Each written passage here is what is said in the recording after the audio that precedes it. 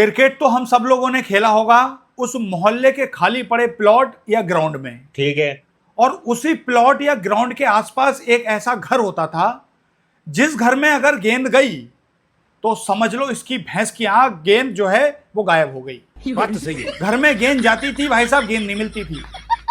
और उस जगह पर खड़ा हुआ फील्डर जब गेंद लेने के लिए जाता था उस घर में, तो उस घर की औरत उस लड़के को देखते ही कहने लगती थी, अरे सर पे गेंद पड़ी है, गोमड़ा पड़ गया, इनके मर जाएं, पूरा दुनिया जहां छोड़ के यहीं खेलने आएंगे, यहीं अपनी अपनी कब्रें खुदाएंगे।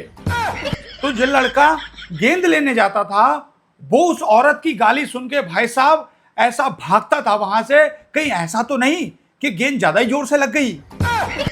और उस औरत की भाई साहब ये ट्रिक होती थी, उसके गेंद नहीं लगती थी, वो उसकी ट्रिक थी कि मैं ऐसा करूंगी गेंद लेने कोई नहीं आएगा, जो लेने आया वो भी भाग जाएगा।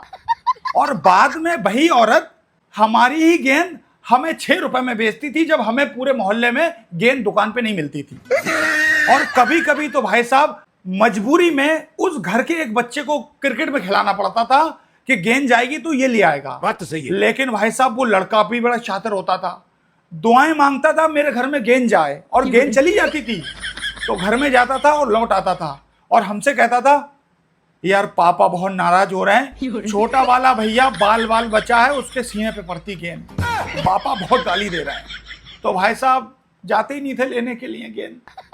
और कभी कभी तो ऐसा होता था, जाती एक गेंद थी, उधर से भाई साहब 2 गेंदें आती थी, उसका बाप काट के भेजता था गेंद।